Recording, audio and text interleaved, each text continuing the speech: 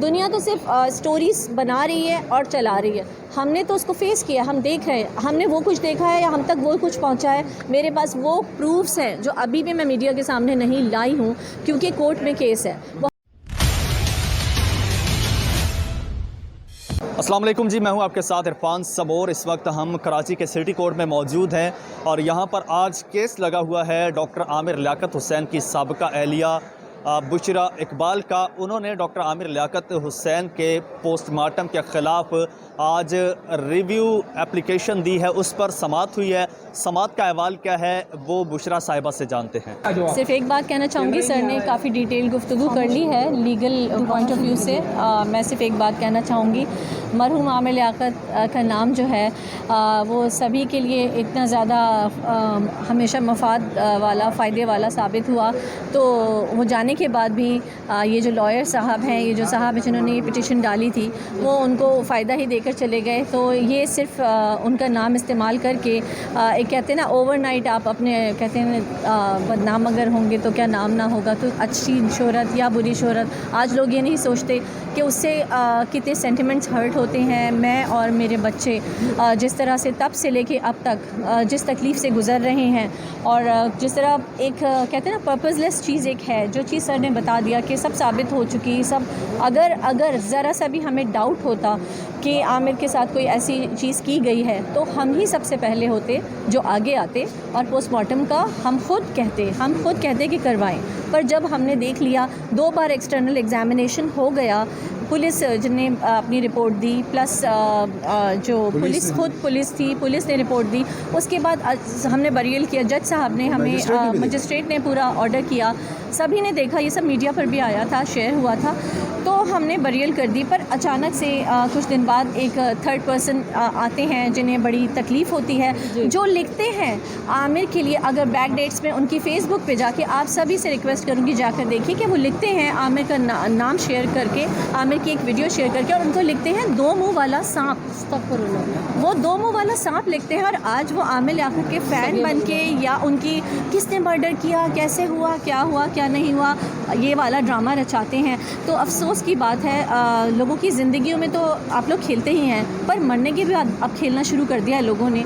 इन सब चीज़ों को सही होना चाहिए। मैं उनसे भी कहूँगी, उनके लिए भी दुआ करूँगी कि अल्लाह उनको हिदायत दे कि वो ये सोचें कि हम 2 ख़वातीन हैं, क्योंकि बेटा मेरा जा चुका है वापस यूके, तो हम किस तरह से रुल रहे हैं इन सब चीज़ों में। आपको भी पता है सिस्टम है, बहुत ख्वारी होती है इन सब चीज़ों में। एक ऐसी चीज़ जिसका कोई सर पैर नहीं है, कोई वजूद नहीं है, कोई हकीकत नहीं है उसके पीछे, झूठा केस बना के उसमें झूठे रिपोर्ट्स डाल के पुलिस ने ये भी साबित हो गया कि ये जो ये एक्सरे रिपोर्ट्स थी ये सब फेक थी, ये सारी चीज़ें थी। अभी तक शेयर हो रही हैं, अभी तक बहुत सारे। मैं हाथ जोड़ के आप सब लोगों से, यूट्यूबर्स जितने हैं उन सब से भी रिक्वेस्ट करूँगी, प्लीज़ कोई भी चीज़ शेयर करने से पहले दीन कहता है तहकीक कर लो, तहकीक करो। तहकीक के बगैर कुछ भी शेयर मत कीजिए। हमारा मीडिया ज़ाहिर है वो एक ज़िम्मेदार आना वो काम करता है क्योंकि मीडिया है, पर यूट्यूब तो इतना वो कहते हैं ना शतरे बेमुहार हुआ है कि जो दिल चाहा आपने शेयर कर दिया, जो दिल चाहा कह लिया। तो आप सबसे रिक्वेस्ट है कि इसका बड़ा असर पड़ता है लोगों की ज़िंदगियों पर। और ये मत भूलें कि ये एक वो वाला पहिया है जो घूम के आप तक भी आ सकता है किसी दिन। तो आज हम इन सब चीज़ों को अगर कंट्रोल करेंगे और ज़िम्मेदाराना सहाफ़त कह लें या ज़िम्मेदाराना हम अपने सोशल मीडिया को इस्तेमाल करेंगे तो बहुत अच्छा होगा। हम सब के लिए अच्छे माशरे, अच्छी सोसाइटी बनेगी, इस तरह वजूद पाएगी। और वो जो पिटिशनर साहब हैं उन सब के लिए मैं दुआ करूँगी कि अल्लाह उन्हें हिदायत दें। उन्होंने जो भी किया, पर जो उनका गोल था वो अचीव हो गया, उन्हें अब सब जानते हैं। तो आमिर लियाकत को थैंक यू ज़रूर करिएगा वो। अच्छा भाभी, एक छोटा सा क्वेश्चन और है मेरा। मैं समझ रही हूँ आप दुख की इन घड़ियों में हमें सवालात, हम आपको नहीं परेशान करना चाहते, लेकिन क्या करें, आपसे पूछेंगे। भाभी, दानिया नामी जो साबिका वाइफ थी, उसने ज़िंदगी में खुला की दरख्वास्त दे दी थी, मगर अब वो जो है प्रॉपर्टी में अपना हिस्सा मांग रही है और अपना हक जता रही है। उस बारे में आप फैमिली जो आप लोग अथेंटिक वारिस हैं, आप लोग क्या मतलब क्या होगा उसका? मैं तो क्लेमर नहीं हूँ कि मैं एक्स वाइफ हूँ आमिर की। बच्चे हैं। पोस्टमार्टम का जहाँ तक ताल्लुक़ है तो ज़ाहिर है उसका जायदाद और इन चीज़ों से कोई ताल्लुक़ नहीं होता। एक्चुअली तो अभी तक कोई क्लेम आया ही नहीं है जायदाद के हवाले से या किसी हवाले से, चाहे दानिया हो या कोई और किसी के हवाले से। सोशल मीडिया पे चल रहा था। नहीं, वो सोशल मीडिया पे तो बहुत कुछ चल रहा है और आमिर की ज़िंदगी से ही चल रहा है। सोशल मीडिया पे तो वही खातून आमिर को कितना कुछ कह रही हैं, वो सारी चीज़ें सबूत के तौर पे मौजूद हैं। और पूरे बैंक स्टेटमेंट्स मेरे पास मौजूद हैं कि उन्हें चाहिए क्या, क्योंकि उन्होंने तो कुछ छोड़ा ही नहीं, उन्होंने तो कुछ छोड़ा ही नहीं था, वो चाहेंगी क्या। इसलिए देखिए अभी तक कोई क्लेम नहीं आया एज सच हमारे सामने कि वो कोई चीज़ मांग रही हो। और रही बात जायदाद की और इन सब चीज़ों की, उनकी सेकंड वाइफ भी मैं क्या बोलूँ, लोग लिख रहे हैं तो मुझे तकलीफ़ होती है कि मैं भी शायद किसी जायदाद के लिए खड़ी हुई हूँ, या बच्चों का जो राइट है वो है, चाहे पोस्टमार्टम हो या नहीं हो, दोनों सूरतों में बच्चे उनके वर्सा में हैं, ठीक है। लेकिन रही बात जायदाद की, तो सारी जायदाद सेकंड जो उनकी वाइफ थी उन्हीं के टाइम पे आमिर ने बेच दी थी, सब कुछ बेच दिया था। कुछ ऐसा नहीं था कि, ये मैं कहना नहीं चाहती थी, लेकिन क्योंकि इतने ज़्यादा तीर मुझ पर चल रहे हैं कि मुझे तकलीफ़ होती है। मेरा और इशू नहीं है, मैं वैसे मुझे खौफ भी नहीं होता इन चीज़ों का कि मैं अल्लाह को जवाब दे हूँ, मैं बंदों को जवाब दे नहीं हूँ। पर ठीक है, क्लियर करने के लिए, क्योंकि आज आप लोग सामने हैं, एक फ़ोरम ऐसा मौजूद है कि मैं चाहती हूँ कि क्लियर करूँ कि मेरी नीयत बिल्कुल साफ़ है, मेरा अल्लाह जानता है, और मैं सिर्फ़ और सिर्फ ये आमिर के ऑनर के लिए कर रही हूँ। आमिर की रूह को सुकून मिले, मेरे बच्चों को सुकून मिले जो तब से बेसुकून हैं, बहुत परेशान हैं। और प्लस ये कि इस चीज़ की कोई नीड नहीं थी पोस्टमार्टम की, इसलिए हमने ये एक्शन लिया, और इसको मैंने सोच लिया था कि हम आगे तक जाएंगे। क्यों? क्योंकि ये यहाँ कोई इस तरह का बनता नहीं था। रही बात दानिया की, वो सोशल मीडिया ही की वजह से उन्होंने आमिर से शायद शादी की थी, क्योंकि उस टाइम भी जब मैंने उनको सर्च किया था, देखा, तो उन्होंने टिकटॉक पे अपना लिखा हुआ था कि उनका एम है, उनका ड्रीम है 1 मिलियन फॉलोअर। तो ये वो लोग हैं जो थोड़ी सी सस्ती शोहरत, जैसे कि सर ने कहा, तो ये भी उन्हीं में से एक हैं। उन्होंने इस शोहरत को हासिल करने के लिए फेम भी मिला, पैसा भी मिला। कौन जानता था आमिर लियाकत से शादी से पहले दानिया कौन है? कोई भी नहीं जानता, ठीक है, कोई नहीं जानता था। तो आज सब जानते हैं, चाहे उनकी सेकंड वाइफ हो चाहे थर्ड वाइफ हो, दोनों ही ने एक नाम बनाया, एक कुछ भी है। आमिर एक सेलिब्रिटी थे, एक हाई प्रोफाइल शख्सियत थे, तो वो सब मिला, साथ में पैसा भी मिला। पर अफसोस इस चीज़ का है कि आप यहीं तक रहते तो अच्छा था, पर आपने इतना मेंटल टॉर्चर उनको दिया, इतना डिप्रेशन में वो चले गए कि सबके सामने है कि क्या उन पर गुजरी है, और किस तरह से हम तो सिर्फ बातें कर सकते हैं, हम स्टोरीज़ सुना सकते हैं और आप सुन सकते हैं, लेकिन जिस पे गुजरी होगी वही जानता है। बस मैं मज़ीद चाहती हूँ कि उनकी बॉडी को, उनकी रूह को हम आप कोई तकलीफ़ ना दें, उनको इज़्ज़त से रुखसत कर दिया, आप छोड़ दें उनका पीछा। सवाल पूछना चाहूँगा जी मैं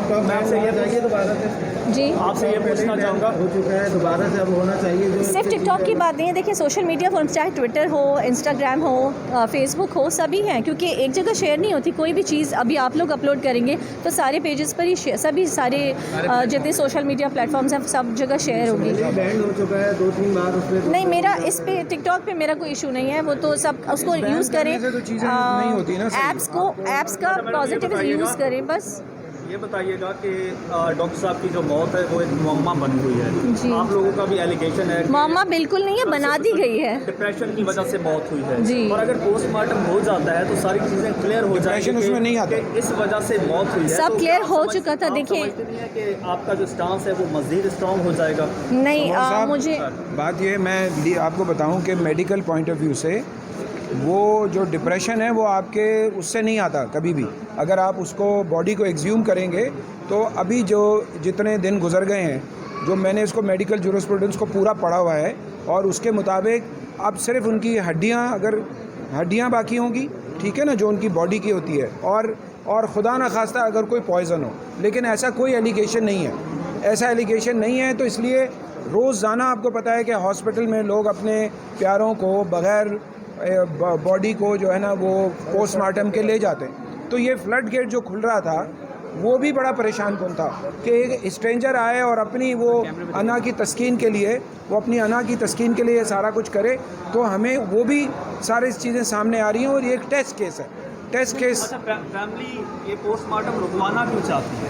जब देखें कोई, अभी आपको बताया, अच्छा मैं समझा देता हूँ, इसलिए रुकवाना चाह रहे हैं कि पहली बात तो ये है कि जो पोस्टमार्टम के जितने भी केस हैं सुप्रीम कोर्ट के और हाई कोर्ट के, वो आप पढ़ेंगे तो उसमें होता है कि पुलिस ने शक का इजहार किया, या फैमिली में से किसी ने कहा कि ये डेथ जो है वो पुलिस के पास अगर रजिस्टर्ड कोई कंप्लेन है, कोई FIR है, और या फिर जो है ना फैमिली के लोगों ने कहा, शक का इजहार किया, तो फिर वो बॉडी एक्सह्यूम होती है और पोस्टमार्टम होता है, या अगर बॉडी बाहर भी है तो। लेकिन इसमें ना कोई पुलिस रिपोर्ट है, ठीक है ना, पुलिस के एसएसपी ने भी, पुलिस के एसएचओ ने भी वहाँ पे रिटन में हाई कोर्ट में भी दाखिल किया है कि उसके जिस्म पे कोई निशान नहीं थे और कोई ऐसे साइन नहीं थे कि उनके साथ कोई ज़्यादती हुई हो, ठीक है ना। और जो उनकी जो थर्ड वाइफ हैं, जो प्रोपेगेंडा और जिसकी वजह से डिप्रेशन हम कह रहे हैं, उनकी मदर का पहले जो इंटरव्यू था शुरू में दानिया की, तो उनकी मदर का इंटरव्यू था कि ये हमारी वजह से नहीं मरा, वो गिल्टी थी ना वो, उन्होंने मैंने वो इंटरव्यू भी सुना है, उन्होंने कहा कि वीडियोस की वजह से नहीं हुआ, जो कमरे से जनरेटर का इशू था, गैस का जनरेटर था, जिसकी वजह से डेथ हुई है। अब उन्होंने अपना इंस्टांस चेंज किया क्योंकि अब वो जो पैसे ले चुके थे वो तो हो चुके हैं, और अगर वो समझ रहे हैं कि कोई बाकी बचा हुआ है तो उस पर भी कोई काम हो। अच्छा ज़िया भाई, एक पॉइंट है, अगर उनकी जो थर्ड वाइफ है वो अगर बेवा साबित हो जाती है, डिक्लेयर हो जाती है कि अभी वो उनकी वाइफ है, तो फिर वो अगर करती हैं, एप्लीकेशन देती हैं पोस्टमार्टम के लिए, तो वो इस वक्त डिमांड कर रही है, तो फिर क्या? मैंने आपको क्या बताया, मैंने आपको ये बताया है कि उसमें हमने पहले कोर्ट में उन्होंने जो बात आप कह रहे हैं वो मैंने आपको बताया कि वो उनका जो इंस्टांस पहले रहा है वो बदनीयती पे, असल में कोर्ट नीयत देखती है।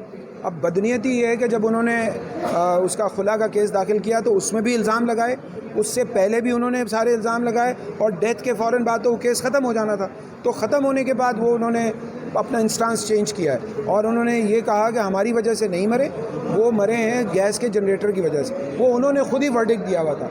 अगर इस तरह की कोई चीज़ होती तो हम उसको ज़रूर जो है ना फॉलो अप करते। जैसे बुशरा साहिबा ने बताया कि अगर हमें शक होता तो हम सबसे पहले एप्लीकेशन देने वाले होते कि इनका पोस्टमार्टम होना चाहिए। तो ये लाश की बेहुरमती को भी मद्देनज़र रखते हुए, ये PhD हैं फ़हमुल कुरान में माशाल्लाह से, जो बुशरा, तो आप इनके सेंटिमेंट्स को भी, वो भी आलिम थे, तो इन्होंने जो अभी हमने लगाए हैं इसके साथ अपने हाई कोर्ट में भी और हमने यहाँ पे भी, ये भी गलत होगा। नहीं, पोस्टमार्टम का कानून सही है।